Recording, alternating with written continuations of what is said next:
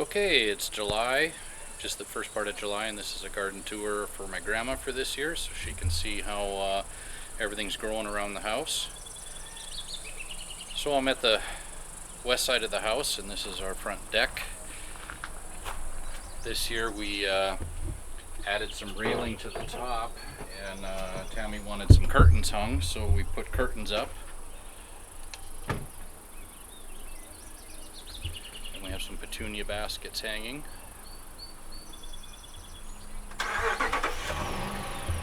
We did have some snapdragons. They're needing a little bit of water. They're drying out here.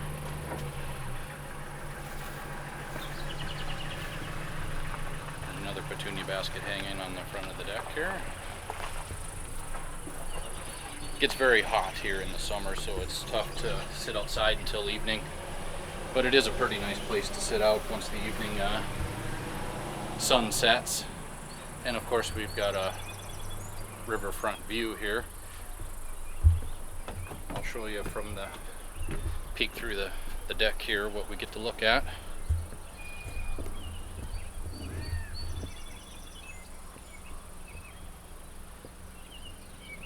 So there's our river that runs through town.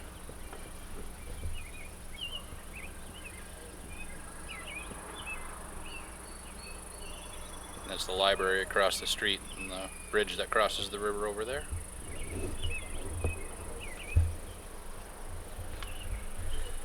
Okay, I'll move around to the front of the house. Mrs. Fletcher sitting out by her front deck there. So here's the front of the house.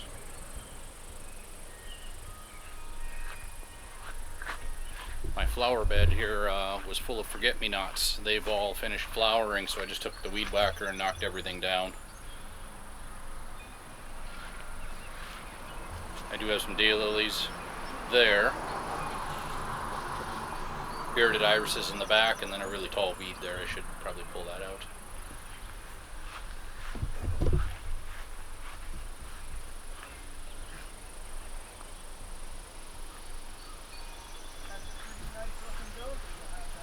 Oh, thank you. These are all bearded irises here.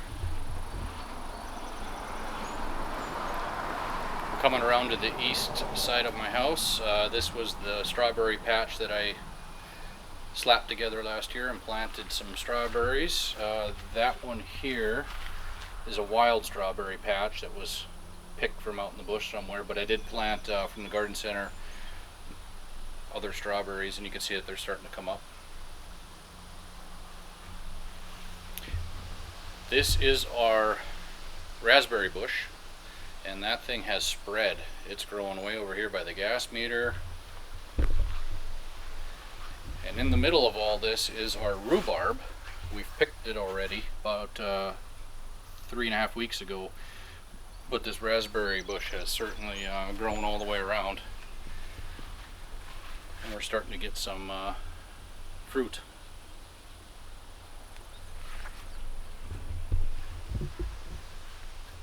Coming back around the back side of the house here. So this is an interesting story. A number of years ago, our neighbor got us a maple tree,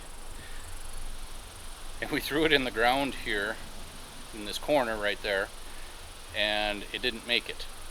But for whatever reason, I dug it out and I threw the roots in down here by the deck, and it started growing. And according to a garden app that I use that identifies it, it is a box elder maple. And clearly I'm not going to be able to let it grow, or it'll just be too big and push the deck out of the way. So I'll have to dig it out here someday.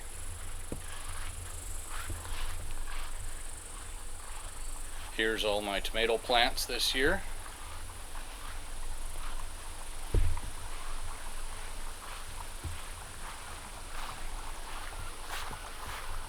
We got some dill growing from seed. Got some herbs growing there. This is my vine. That vine is really taken off really good. It's weaved in through the balusters, the railing, and it's spread all the way across up to the house. It's our fountain.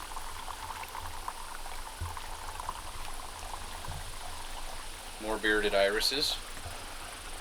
They're done flowering. They flowered a month ago. Petunia basket.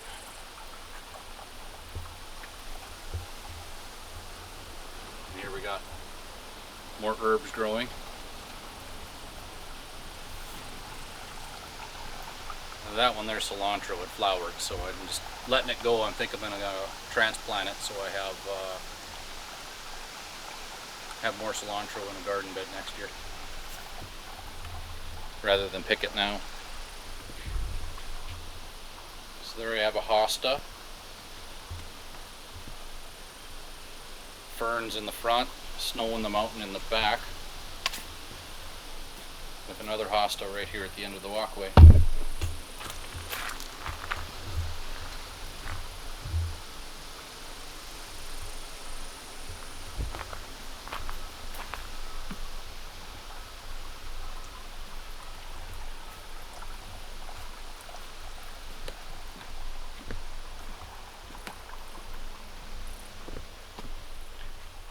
This is the deck out the back patio door from the kitchen.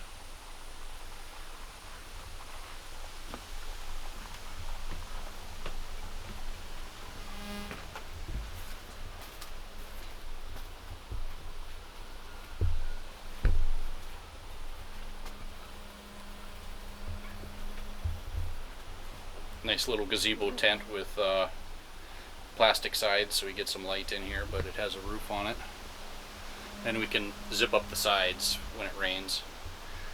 And right up here against the patio door, I ran a piece of plastic eaves trough across so we don't get any rain drips in here. So when we sit here, this is the view that we get.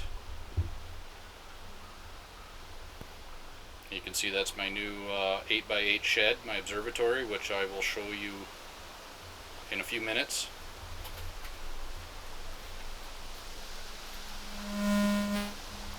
That's my lean-to woodshed.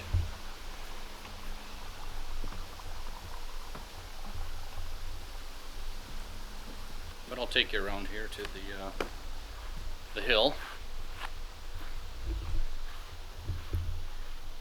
That spirea, I cut it down this year, and it grew back very nice and round. It was pretty bad last year, but I chopped it up, took it down to the roots, and that's how it grew back. It's flowering right now, and you can see there's all kinds of bees all over it right now.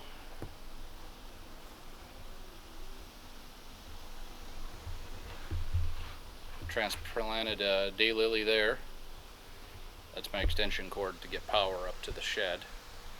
I just run it over and I plug it into the deck corner right there. So this is a real treat. These are Asiatic lilies, tiger lilies. They only bloom for 2 weeks and they're done. But they're pretty dense. I'm going to have to probably separate them out, but you can see that some are still yet to flower. The red's on the left side and the oranges is on the right side. I didn't plant anything in the top of the Hobbit house this year. Just been too busy. So that's a purple phlox that will flower in August. And this monstrosity is originally 4 or 5 daylilies that have spread into probably close to 20. I counted the stalks this year. I think there's 30 stalks coming out of it this year, over 30. And you can see that this daylily has now flowered, with more coming. The barberry.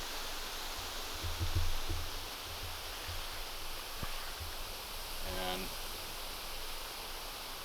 forget what that is again. That's a stone crop. That's a stone crop. Another spirea there that's flowering.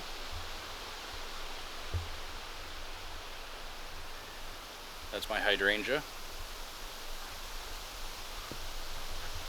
Okay, I'll take you up the hill now.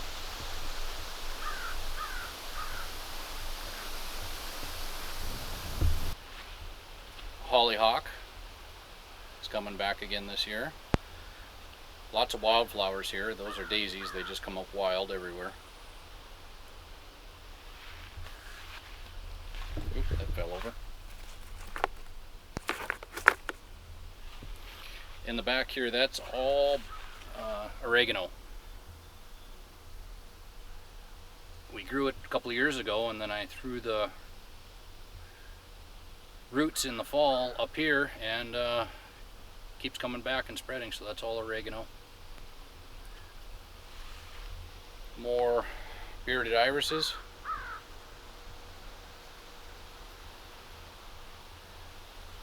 Up against the rock wall here. Here's some Walmart flowers that are coming up.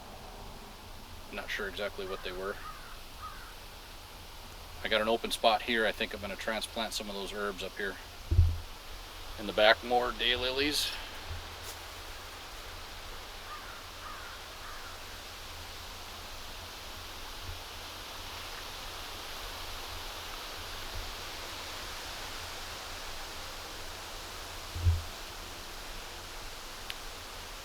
Okay, so here's my shed, and what I'll do is give you a brief tour of it.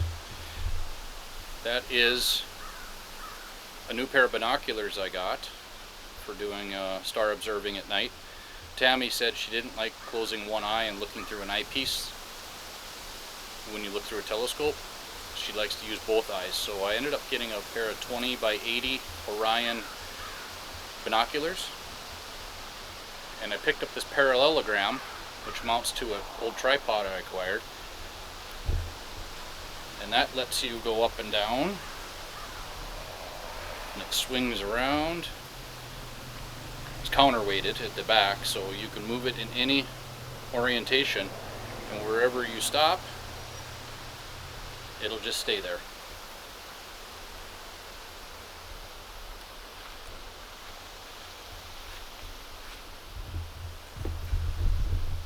Okay, so here's the front of the observatory. Again, this is an 8x8 shed. I went with a lean-to style roof.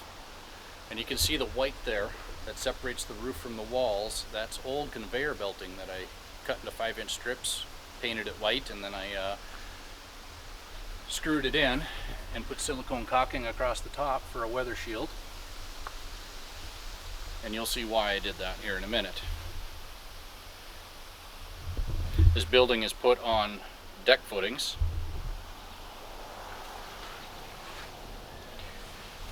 Okay, I will open it up. And so the floor is above the ground on joist hangers.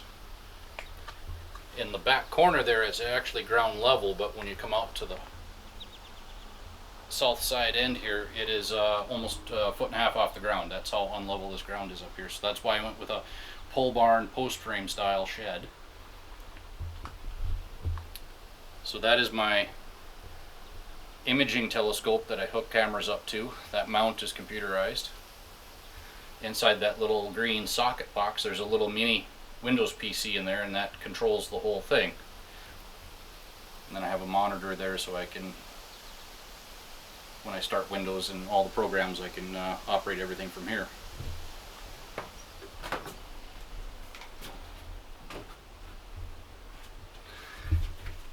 So this roof is separated by a 16-foot 4x4 that spans the whole length, 8 feet, and then another 8 feet all the way out the back onto outriggers, and that's what the roof rolls back and forth on these caster wheels.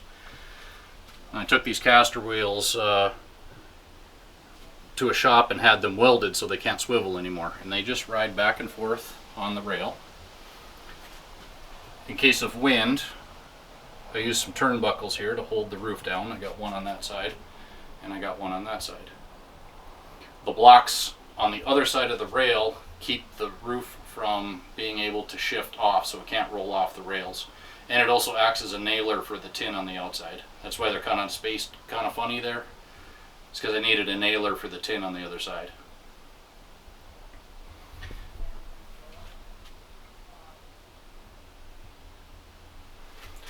My tripod legs sit on cement blocks that go down to the ground level.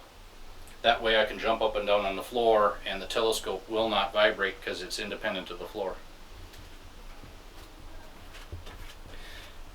So I call this Big Red. This is an old telescope from the late 70s, early 80s.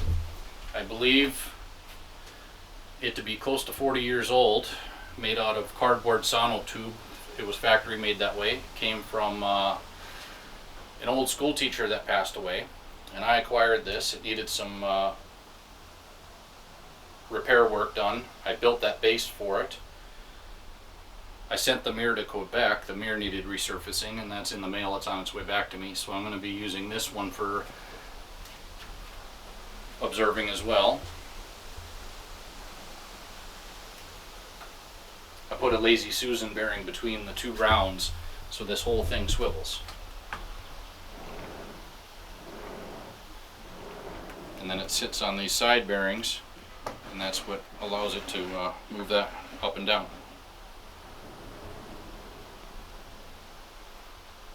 So I built that base for it because the base for it was missing. All I got was the tube. Okay, I'll take you around and show you the other side of the shed.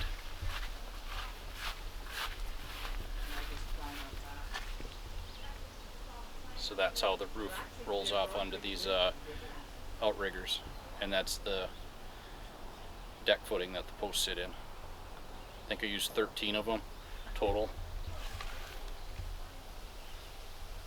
and that's what the posts go into.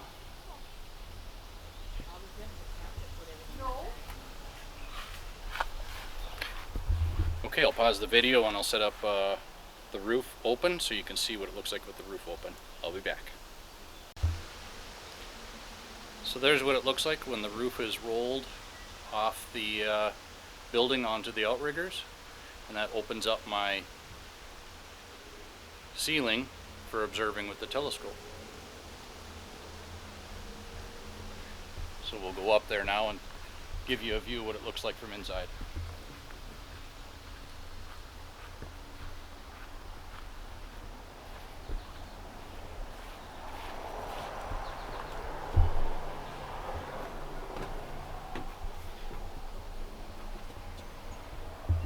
So now that roof is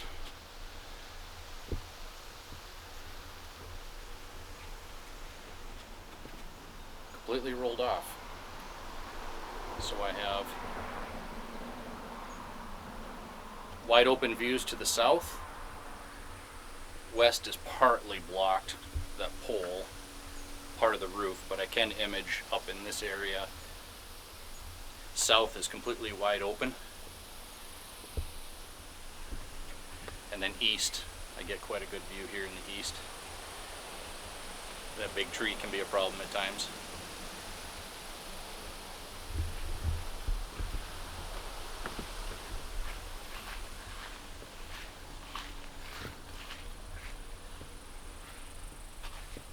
Okay, so now this is underneath where the roof is rolled off.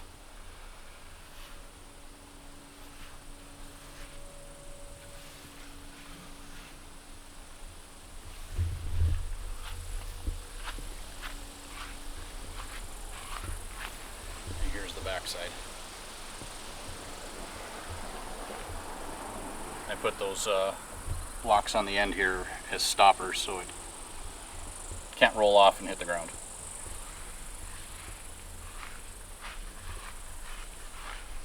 And then as it rolls, this conveyor belting acts as a skirting.